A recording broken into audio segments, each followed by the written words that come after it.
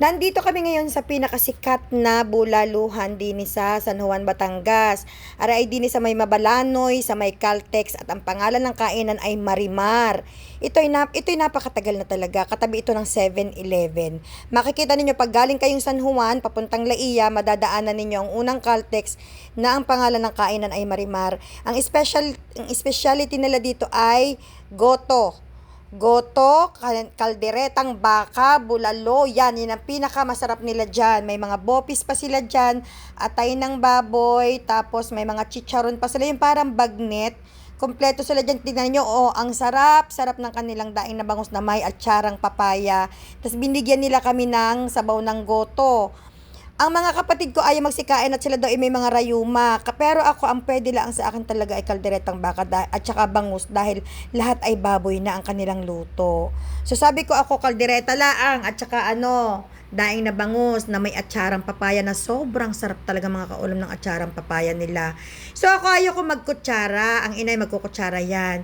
Nagtanong ako kung saan ako pwedeng maghugas ng kamay dahil ako'y magkakamay. Alam niyo kung bakit ayaw ko magkutsara? Hindi naman pwedeng kutsarahin ang ang baka, ang kalderetang baka dahil malalaki yung hiwa nila. Hindi ako nagkukutsara sa ganyan, so kakamayin ko na lamang. Meron silang hugasan talaga ng kamay, meron silang washroom. So sabi ko magkakamay ako, tapos syempre yan, ang pinakamasarap na daing na bangus. Diyos ko po, Rode, talaga naman mga kaulam, tapos may atsarang papaya. Ay nakapartner. Ang inulam ng inay dyan ay parang atay ng baboy, tapos hindi siya pwede sa baka, hindi siya nangangain ng baka Atay ng baboy, tapos yung bangus na daing, hindi ko na maintindihan kung anong inulam ng inay dyan. Tapos si Christian, yung kapatid ko, ang inorder laan ng kapatid ni Christian ay yung chicharon, dahil siya daw ay kumain sa bahay. Sabi ko, ba't ka kumain? Alam mong kakain tayo. Tapos, ang kapatid kong panganay, ayun, ayaw niya mag-order ng kung ano-ano dahil daw sasakit daw ang tuhod niya. Siyempre, ang kalderetang baka bawal daw sa kanya. Ang bulalo daw lalong bawal. Nag-order sila ng bopis, nag-order sila ng, hindi ko na maintindihan ko yung mga in-order nila. Basta yung mga ipinakita ko kanina na mga chicharong baboy, atay ng baboy, yun, na hindi naman ako pwedeng kumain. Basta ako nag-enjoy na lamang sa aking kalderetang baka mga kaulam na sobra talagang sarap ng timpla. Specialty talaga nila dyan kay Marimar ang kaldereta at bulalo, mga kaulam.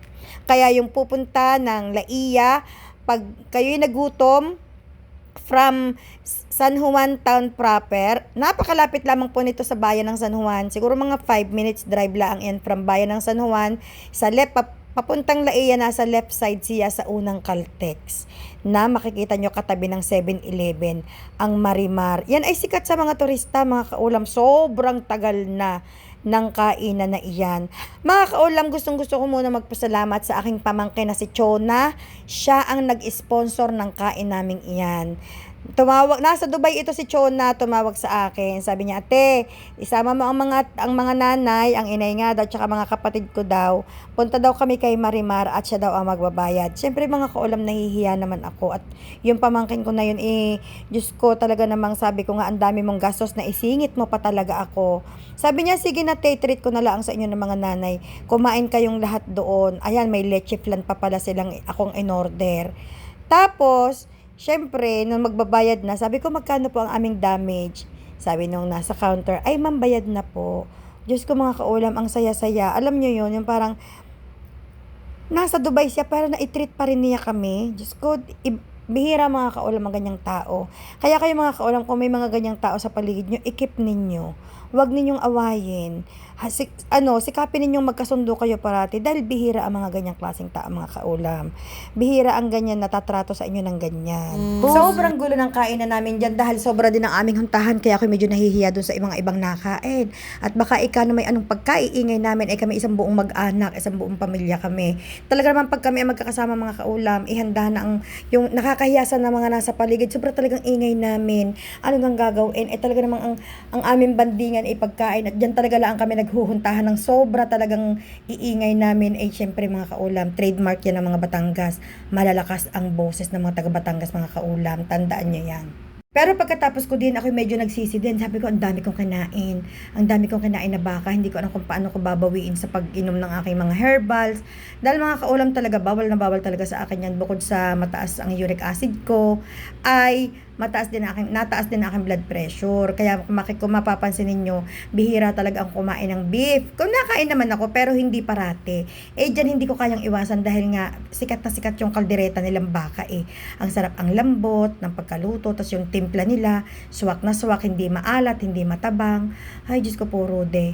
Paano mo ga maiiwasan ang pagkain sa mga ganitong pagkakataon? Ay, iwan ko na lamang, ang tindi ng pangkontrol mo kapag naiwasan mo ito.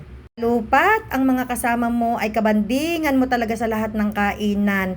Ay siya, Diyos ko po, dyan na kayo. Wala na akong maiikwento sa inyo at talaga namang busog na si kaulam.